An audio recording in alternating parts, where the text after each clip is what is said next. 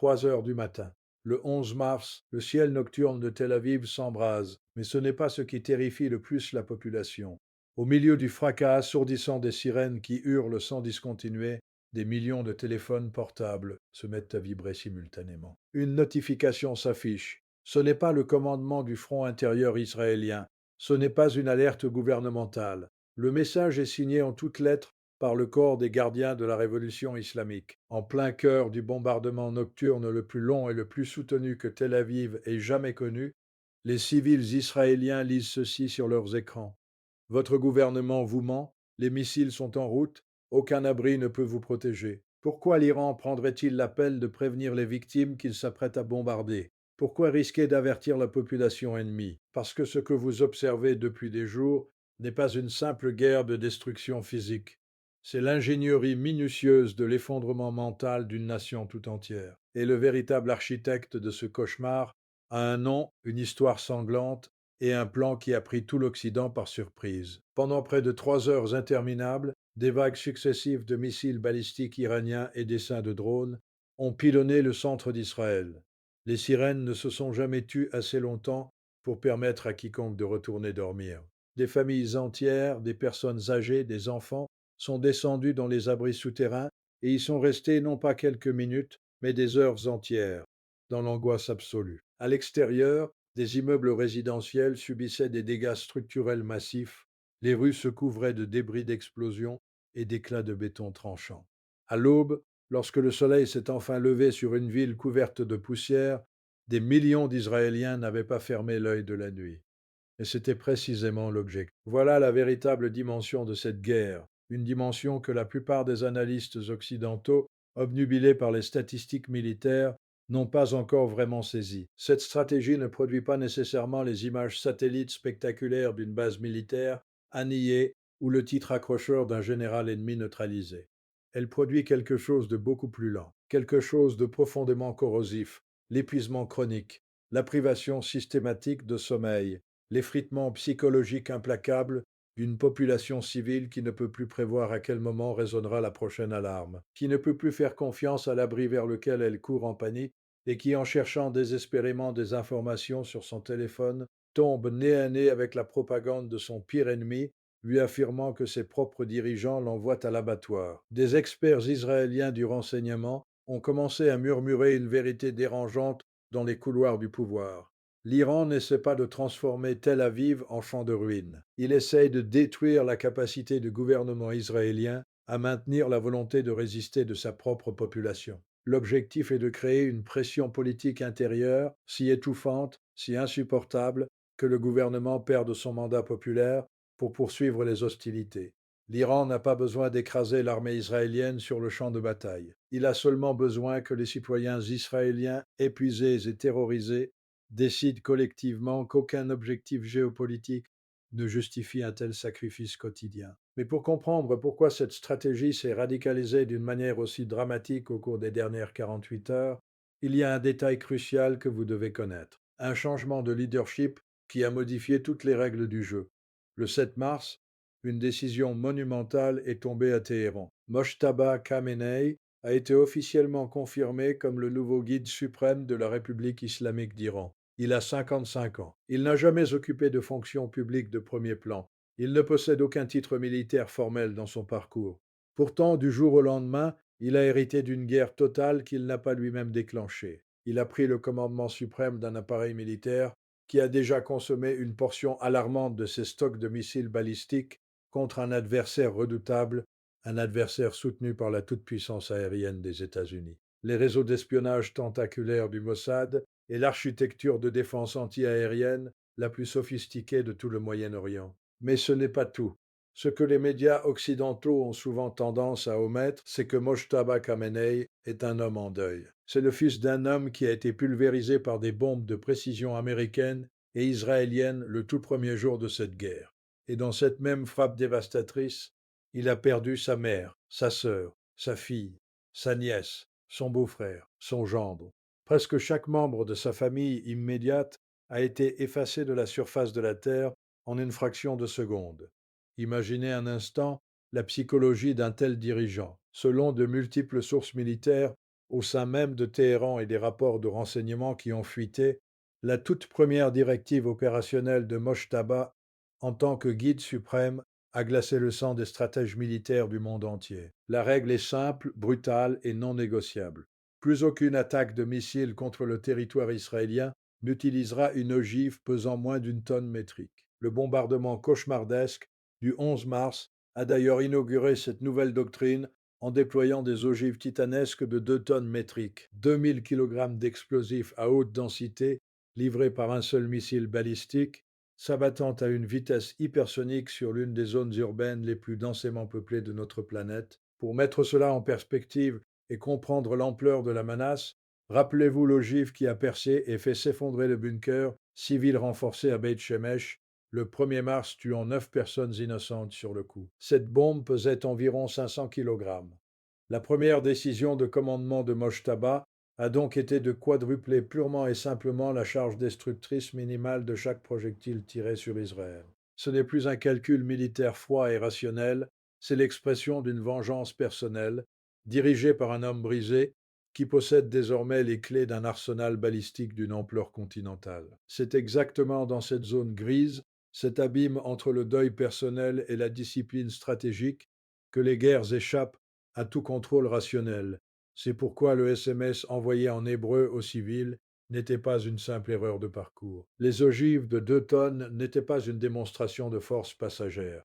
Le pilonnage de 3 heures n'était pas un incident isolé. L'Amérique et Israël font face à une équation qu'aucune diplomatie ne peut résoudre.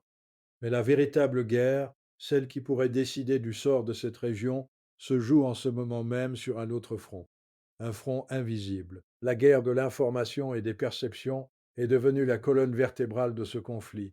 L'effondrement de la vérité est total. Le message de masse envoyé par le corps des gardiens de la Révolution n'était que le point culminant d'une vaste campagne de cyberguerre. La Direction nationale de la cybersécurité d'Israël a confirmé que depuis le début des hostilités, des hackers pro-iraniens ont lancé plus de 2000 cyberattaques massives. Ils ont saturé les réseaux vitaux, infiltré des infrastructures critiques et surtout, ils ont diffusé de fausses alertes, incitant parfois les civils à sortir de leurs abris en affirmant que ces derniers étaient ciblés. C'est diabolique. Forcer un père de famille à choisir, dans l'urgence, entre le risque d'être écrasé par un missile s'il reste ou le risque d'être déchiqueté par des éclats s'il fuit, tout cela basé sur un texto. Bien sûr, Israël a riposté avec une ingéniosité redoutable. Dès les premières heures du conflit, les cyberunités israéliennes ont réussi à pirater Baki Atala, l'une des applications de calendrier religieux les plus téléchargées en Iran. Des millions de soldats iraniens et de citoyens ont reçu des notifications push d'une clarté glaçante. L'ère des dictateurs est terminée. Ne sacrifiez pas vos vies pour un régime déjà condamné. Déposez les armes. L'objectif était de provoquer une vague de désertion massive avant que Téhéran ne puisse verrouiller ses réseaux de télécommunications. Militairement, aucune de ces deux opérations psychologiques n'a provoqué la mutinerie ou la panique totale escomptée. Mais elles ont accompli quelque chose de bien plus pernicieux. Elles ont instillé le poison du doute. Aujourd'hui, un citoyen israélien ou iranien ne fait plus totalement confiance à son gouvernement, ni aux informations de la télévision d'État, ni même à son propre smartphone. Et dans une guerre d'usure, détruire la confiance publique, c'est briser le bouclier interne d'une nation. Pendant ce temps, de l'autre côté de l'océan, la confusion règne au plus haut niveau de l'État américain. Donald Trump, lors d'une apparition publique depuis la Floride, a qualifié ce conflit de simple excursion à court terme, affirmant avec une assurance déconcertante que la guerre se terminerait très bientôt. Cette rhétorique a provoqué une onde de choc silencieuse dans les couloirs de la Knesset à Jérusalem. Les responsables israéliens commencent à s'inquiéter ouvertement d'une déconnexion totale entre la réalité sanglante du terrain et la perception politique à Washington. Et les fissures s'élargissent. Plusieurs médias américains d'investigation, citant des hauts fonctionnaires du Pentagone sous couvert d'anonymat, affirment que le nombre réel de victimes américaines dans la région est délibérément sous-évalué pour éviter de déclencher une hystérie publique ou d'obliger le Congrès à voter des lois de guerre plus contraignantes. Officiellement, les pertes sont minimes. Officieusement, les hôpitaux militaires dans le Golfe racontent une toute autre histoire. Téhéran observe cette cacophonie occidentale et en tire parti avec une précision chirurgicale. À chaque fois que Washington tente de minimiser le conflit, l'Iran frappe plus fort pour prouver le contraire. Trump promet une fin rapide, l'Iran lance immédiatement un raid de 3 heures sur Tel Aviv. Trump parle d'une courte excursion, les mollahs ordonnent à leurs usines d'armement souterraines de fonctionner 24 heures sur 24. 7 jours sur 7, produisant de nouveaux drones et de nouveaux missiles à un rythme industriel féroce pour remplacer ceux qui viennent d'être tirés. Le grand écart entre les déclarations rassurantes des politiciens occidentaux et la cruelle réalité opérationnelle est comblé chaque nuit par la fureur des missiles iraniens. La pression économique sur Israël devient elle aussi un front critique, presque insoutenable. Le gouvernement a dû débloquer en urgence des dizaines de milliards de shekels, forçant la suspension de réformes politiques majeures et menaçant l'équilibre fiscal de l'État. Un pays de 9,5 millions d'habitants, aussi résilient soit-il, ne peut pas maintenir une économie militarisée à 100% indéfiniment sans risquer l'effondrement de ses infrastructures civiles. L'espace aérien est devenu une zone de danger permanent, les vols commerciaux ont quasiment disparu et ceux qui veulent fuir se retrouvent piégés dans un pays qui vit au rythme des alertes à la bombe. Certes, l'armée israélienne et les forces américaines ont infligé des dommages considérables à l'infrastructure militaire iranienne. La destruction de centaines de lanceurs de missiles mobiles et l'élimination de dizaines de navires de guerre de la marine iranienne sont des succès tactiques indéniables. Les bombardiers furtifs B-2 américains, de véritables fantômes technologiques, ont réussi à pulvériser des installations souterraines iraniennes, que l'on croyait impénétrables. Mais voici le paradoxe terrifiant de cette guerre. Même avec une réduction drastique de 90% de la capacité de lancement initiale de l'Iran, les 10% restants suffisent amplement à envoyer des dizaines d'ogives massives sur Tel Aviv chaque jour. L'Iran n'a pas besoin de gagner la guerre des airs, il lui suffit de continuer à exister, de continuer à tirer pour gagner la guerre de l'usure. Alors, la question que tout le monde se pose secrètement, des bureaux feutrés de Washington aux bunkers de Jérusalem, est la suivante. À quoi ressemble exactement la victoire? Le Pentagone évoque un délai de 4 à 6 semaines pour neutraliser la menace nucléaire et démanteler les réseaux de procuration iraniens. Mais aucun de ces objectifs grandioses n'a de ligne d'arrivée concrète. Détruire un lanceur ne détruit pas les plans pour en construire 100 autres. L'Iran a publiquement déclaré avoir la logistique et les réserves nécessaires pour maintenir ce niveau d'intensité militaire.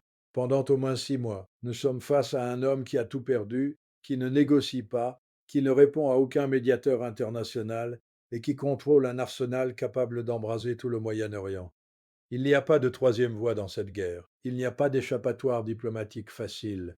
Les missiles de 2 tonnes continueront de pleuvoir. Les nuits blanches se succéderont. Et dans l'obscurité étouffante des abris anti-aériens, les écrans de téléphone continueront de s'illuminer froidement, portant les messages d'un régime qui n'a plus rien à perdre et tout à détruire. Face à ce bourbier stratégique, pensez-vous que les États-Unis finiront par engager des troupes au sol ou assisterons-nous à une escalade nucléaire inévitable? Partagez votre analyse géopolitique dans les commentaires ci-dessous.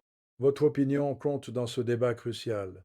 Et si vous voulez continuer à décrypter les véritables enjeux qui façonnent notre monde, abonnez-vous et activez la cloche. La vérité est souvent la première victime de la guerre. Nous sommes là pour la retrouver.